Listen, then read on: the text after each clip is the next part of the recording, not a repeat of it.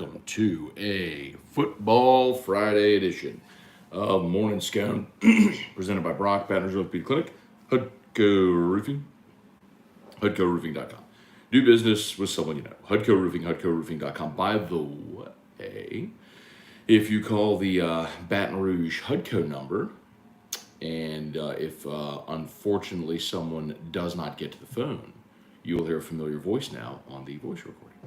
We'll say some good mornings here, y'all. Great day for LSU. Lance Hurd, the big offensive tackle, top 50 player in the country, committed to LSU out of Neville. So back-to-back years, LSU's gone and gotten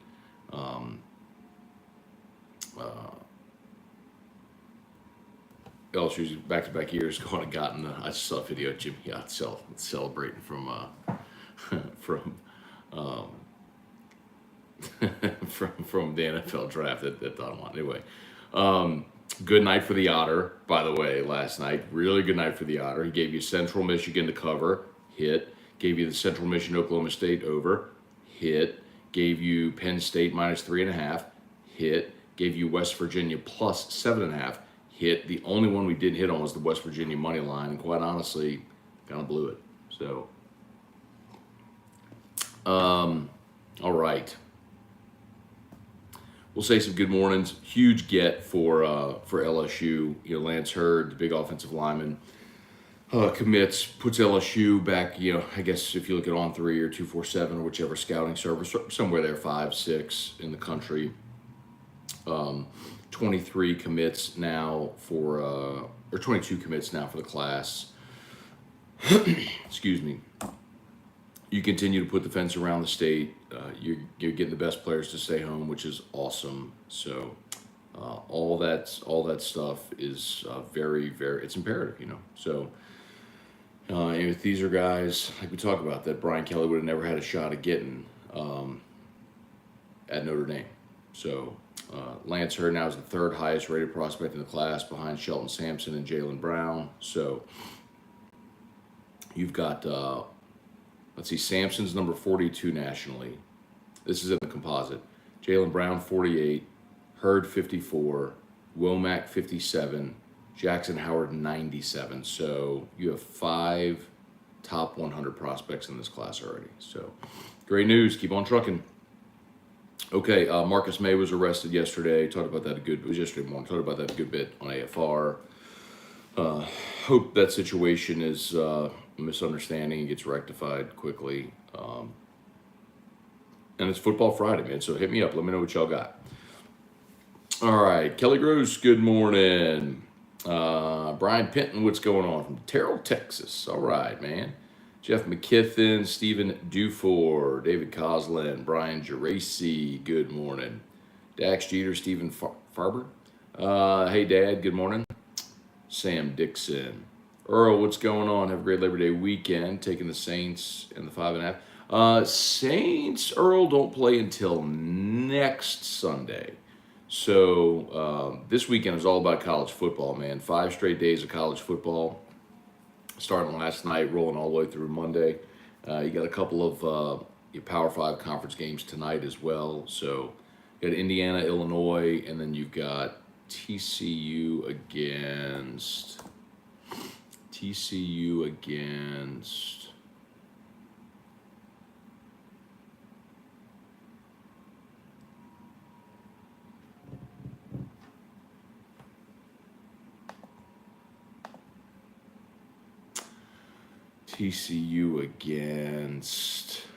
Colorado.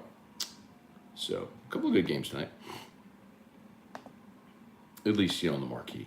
Tim Gotro, Spurge, what's up, man? Chad Vignair, Pat Huseman, Trivia Carter, Rappin' Batches. Migo Tez, why is it that every time we land a 5-star recruit, the services downgrade them to a 4-star SMH? Lance Hurd was already a 4-star in the composite. And I actually heard Shea Dixon explain this, where they update rankings at the end of the summer. And so that's what happened. But none of that really matters until the end of their senior season when the final rankings come in, because it always happens. Like, I mean, a great example is Carl Thomas. Cardell Thomas was a 5-star, went to the elite camps, got bumped down, played his senior year, got bumped down even further.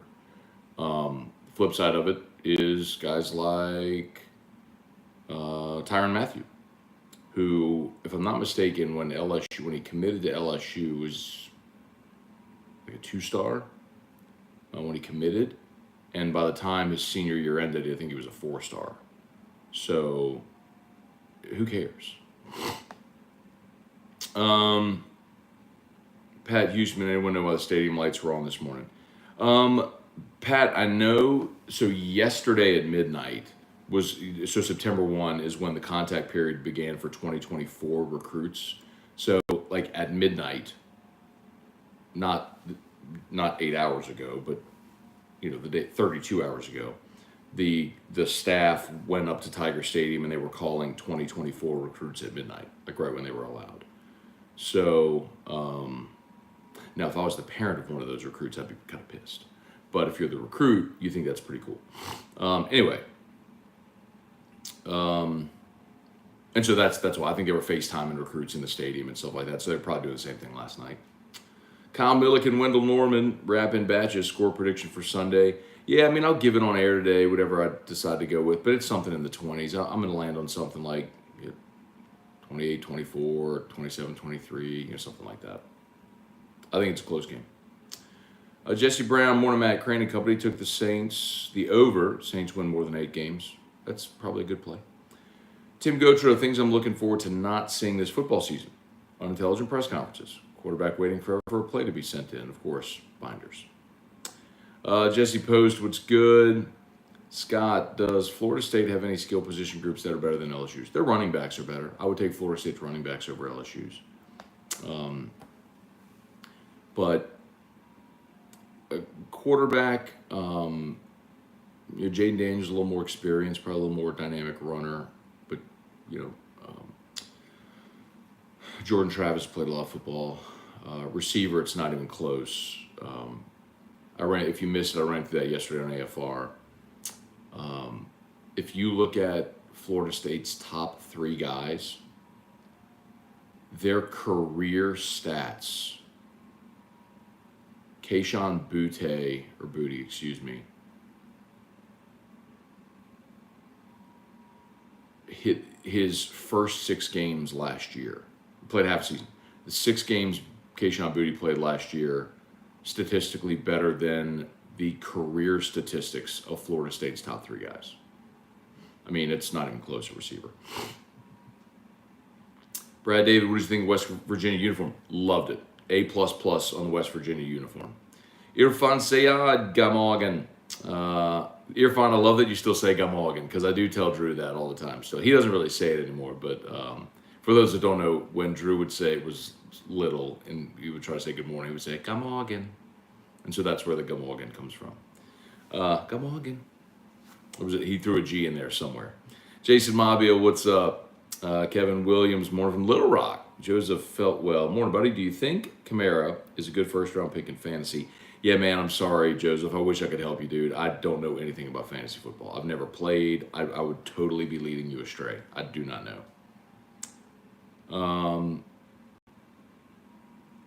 How were Was?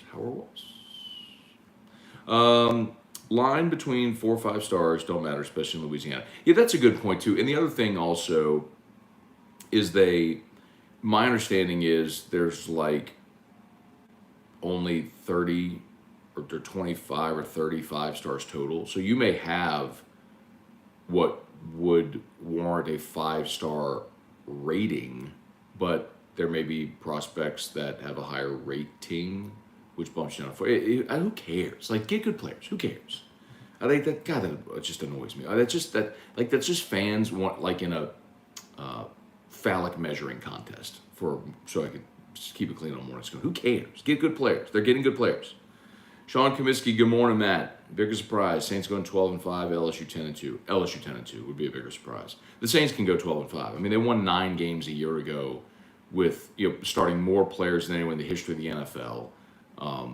We 4 different quarterbacks. I mean, you all know, we've talked about it a bajillion times by now. Like, I would not be surprised. I think the Saints are going to win 10. It wouldn't surprise me if they won 12.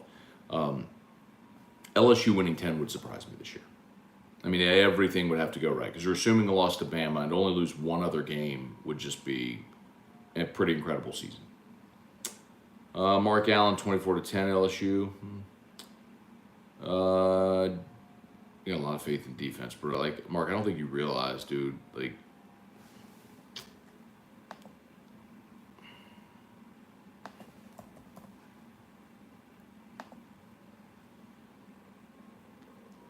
in this era of football, where people don't hold teams to 10 points, dog.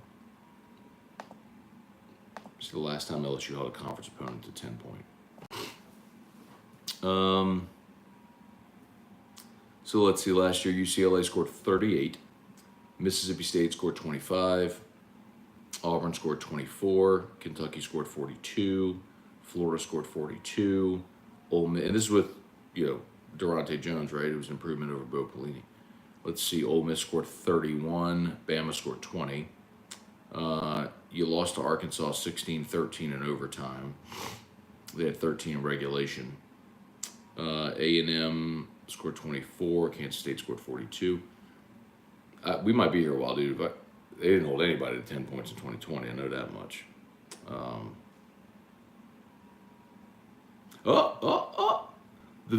I stand corrected. In 2020, the Vanderbilt win, 41-7. So, if this Florida State team is as bad as Vanderbilt was in 2020, then you might be onto something there with that pick. Shoot. Even 2019, Mississippi State scored 13.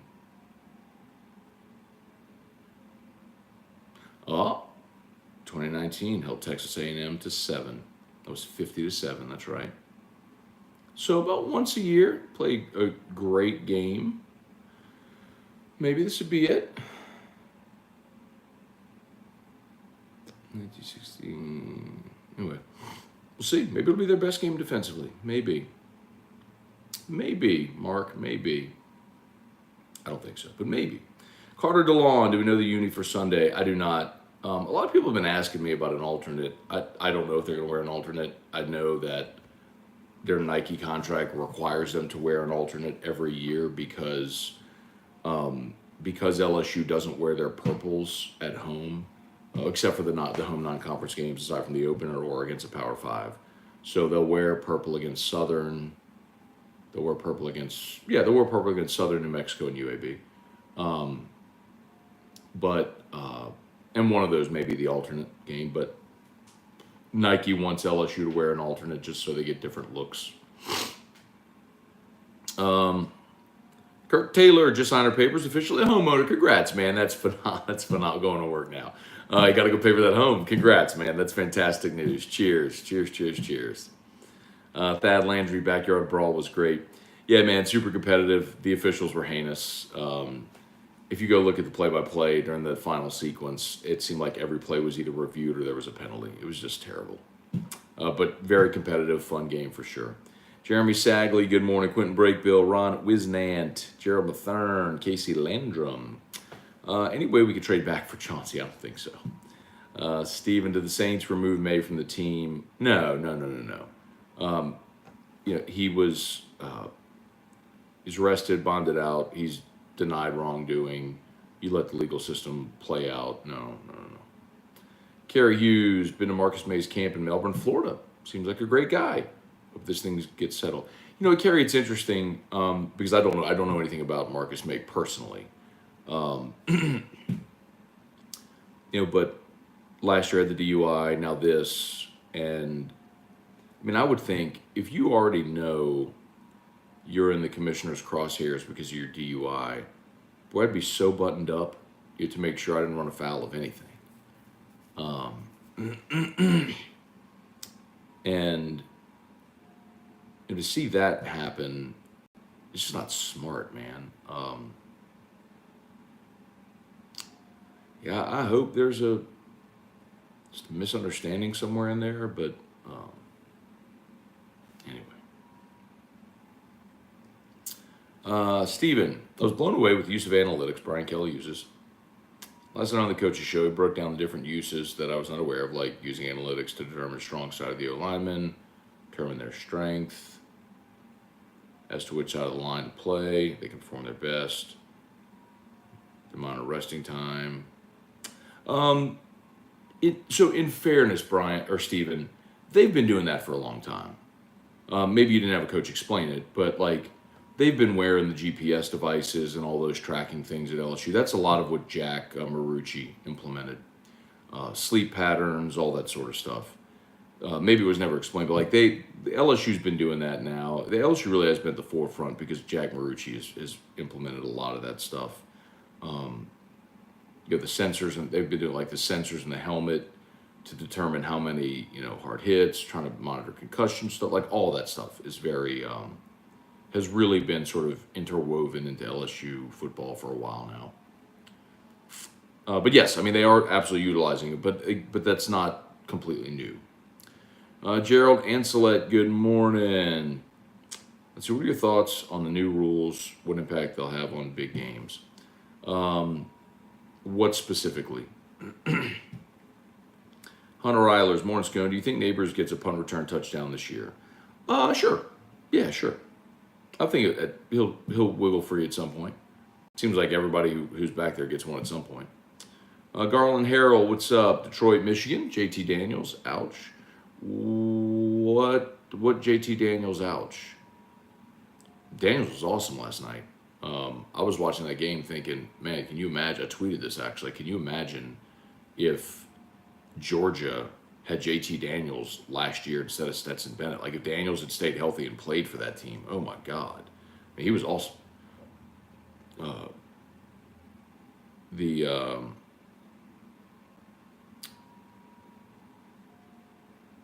Let's see.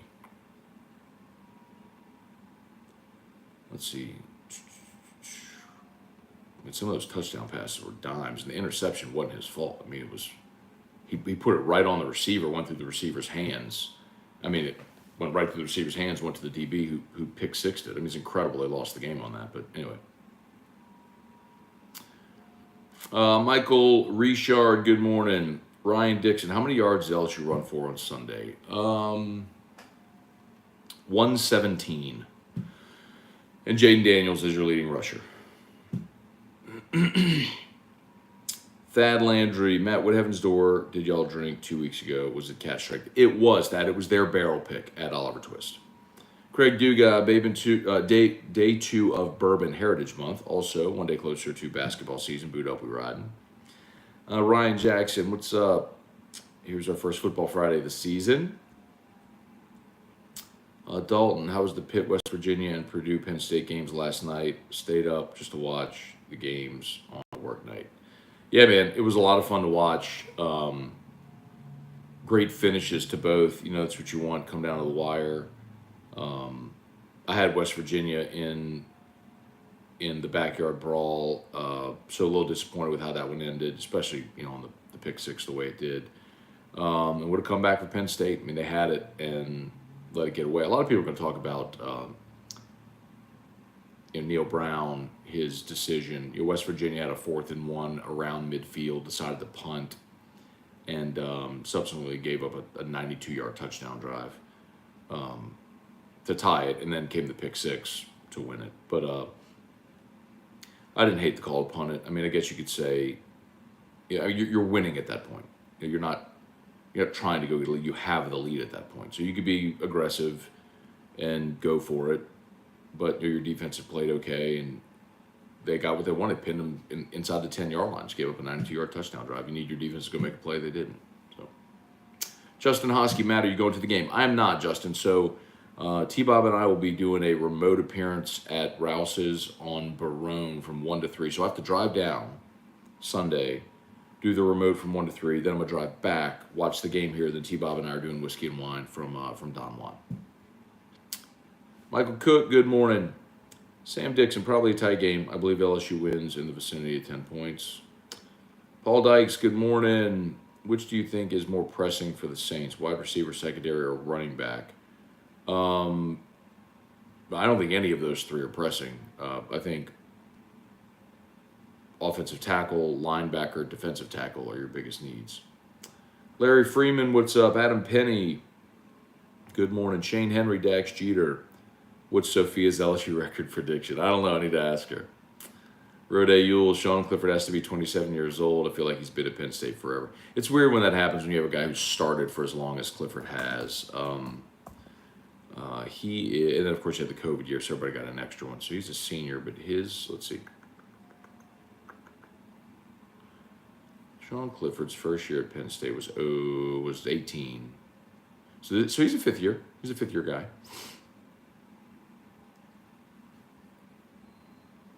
Hang on one second. Who's back next week? One second.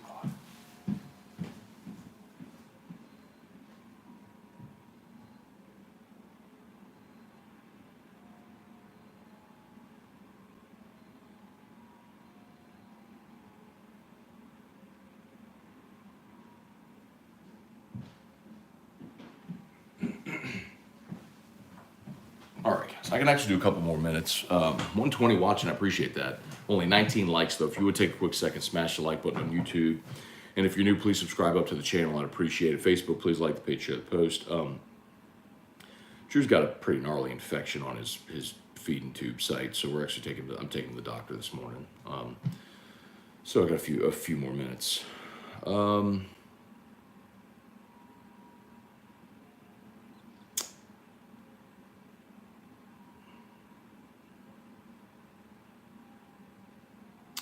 Jed Meir, morning, Matt.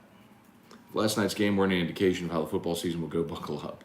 Eric Wilderrod, morning, Scone, truly a mystery of the universe. How every single year I somehow forget that college targeting is the dumbest rule in sports. My stance on this is very firm. I completely can appreciate the spirit of the targeting rule. You're trying to eliminate dangerous plays from the game. I get it. But ejecting a player for many of the targeting calls is absurd. When there was one late in the West Virginia Pitt game where a West Virginia player was ejected, and then they threw a targeting flag against a Pitt player, reviewed it, when the receiver from West Virginia got knocked plumb out because the guy launched himself right at the dude's head. They threw the flag, reviewed it, and then let the guy stay in the game, which is absurd. But actually happened twice. 2 times Pitt guys were flagged for targeting, allowed to remain in the game. It's and I'm fine, but there needs to be a targeting 1 and a targeting 2. You can determine severity and intent and things like that, just like flagrant 1, flagrant 2 in basketball, just like yellow card, red card in soccer, whatever. Use whatever sport you want. So, yes. There needs to be an alteration of that rule. Ejecting kids from a game, players from a game, for hard football plays is stupid. It's just stupid. I understand what you're trying to do, and I can appreciate that, but you've got to be able to bring more competitive balance into that rule. Larry Garner, Damon Gilmore, trivia card, or according to Russ Mitchell, 4-8. I can't let the 4-8 go. Kyle Milliken, I haven't decided if I like Russ Mitchell or I hate him. He's been on air for 10 years now. You should have a well-formed opinion of Russ. Mark Allen, I'm counting on the D-line to bring the pressure. At least we blitzed the first part of the season. Weston Weaver, happy Friday. So pumped. Football is back. Got done speaking with Unici football team. Okay. Kevin Williams, I'm out. Got to go pack the car and Little Rock for Baton Rouge to volleyball, then to the Dome on Sunday. All right, Kevin, safe travels, man. Wesley Dobbs, what your whiskey confidence for Sunday? Which one of those nice bottles would you gamble with? LSU to win? I don't understand. Like, would I bet a bottle of for LSU to win? No, like, I'm not betting the game. I think LSU will win. Certainly would not bet the spread. I just think it's going to be a 1-score game, and it could very well be like come down to a kick at the very end, or you got to make a defensive stand when you're up 2. I mean, or up 4. I think it's going to be a tight ball game. Strong side. I wish the NCAA would change targeting rule. Yeah, agreed. Just talked about that. Taylor Castanier. Really not seeing where people think LSU will dominate this game. FSU scored 38 on Notre Dame. Marcus Freeman's defense last year, and their two DTs are NFL players. This is going to be a close game. Yeah, I think Vegas has it right. Panama Jack, always loved LSU, even though I'm an FSU fan. I've never respected Brian Kelly ever since he bolted off to Notre Dame, leaving Cincinnati without a head coach against Florida. Yeah, Panama Jack, that's the nature of the profession, bro. I mean, these are adult people making decisions that are best for them and their family. Does it impact lives? Absolutely. But how is that any different than anybody else leaving any job ever? When you leave a job, you leave people in a lurch.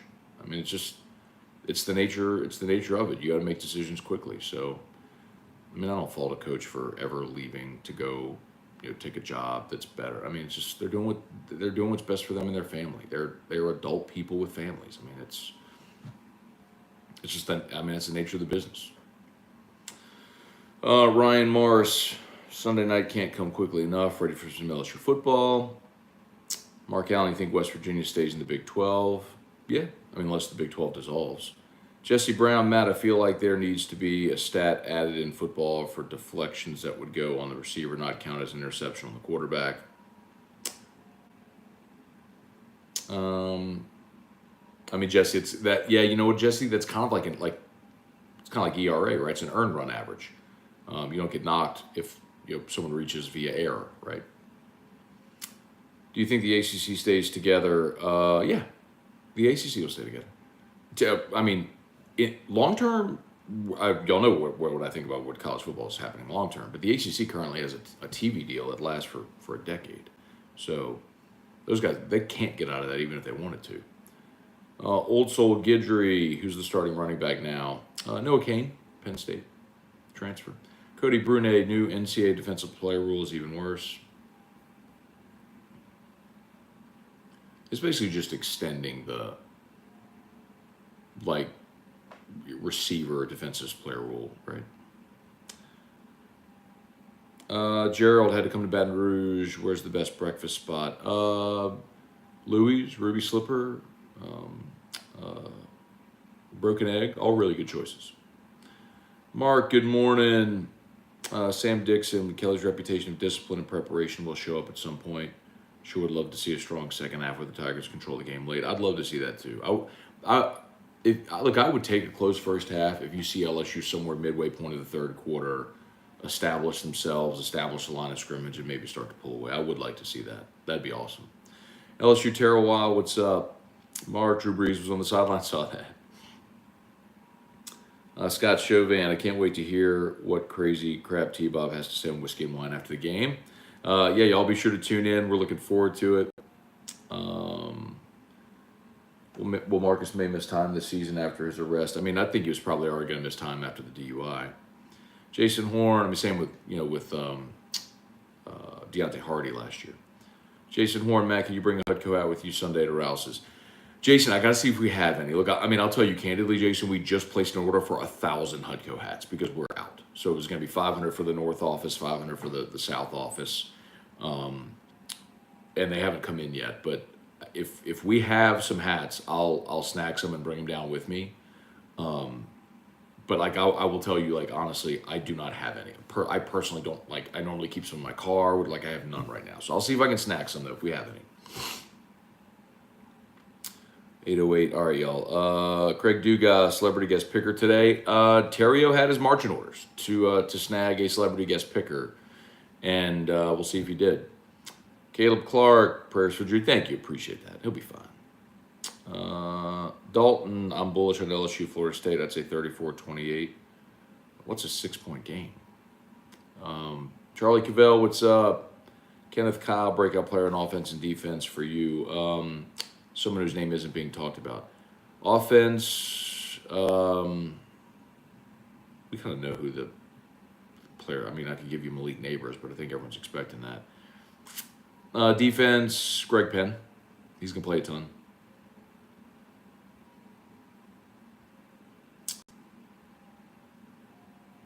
Will Jameis attend the Florida State LSU game Sunday? Maybe so, Mark. I don't know. Dane Bergeron, morning, Matt. Ready for some football. I'm up in North Dakota hunting. Yesterday was open day of dove season. All right. Are you and T-Bob doing the post game? Yep, we sure are, man.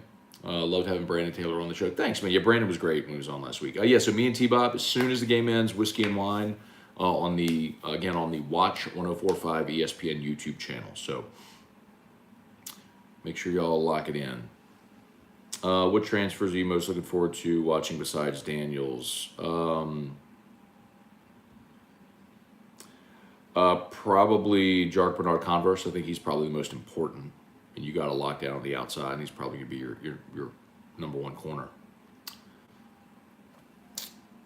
Let's see. Craig, did you see the bit on Pat McAfee's show where he talked about Brian Kelly not ever responding to Lou Holt's handwritten letters? No, I did not. Reagan Lee, where is a good spot to park without getting held up leaving the Dome? In the Dome parking lot? Stay in groups, man. You could just stay in the. You could park in the Dome parking lot. You could park at the Hyatt next door, in the garage, I guess, which was the old Macy's, but garage. But you could there are spots to park. Just stay in the crowds. Chance Babb and Hudco merch flying off the shelves. All right, y'all. I think we're just about done here. All right, Ryan Mars. Nipomo one. Let's see, Scone. Last one. Why don't teams that don't have a week 0 game do a scrimmage together to get reps against new players? You can't. Yeah, that's not allowed. One thing that they have started allowing that in baseball and fall ball. So if you'll notice, there can be inter squad scrimmages in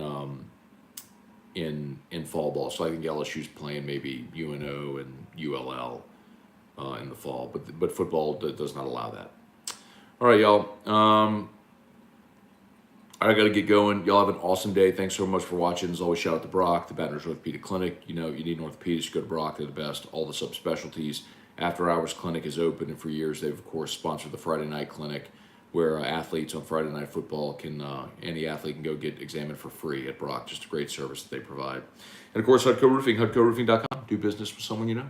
Hudco Roofing, HudcoRoofing.com. Okay, y'all have an awesome day. Thanks so much for watching. LSU Daily is already live. I keep mentioning that, but if you would please go to your favorite podcast app, type in LSU Daily, hit the subscribe button. I'd appreciate it. And AFR3, we'll see y'all then. Peace.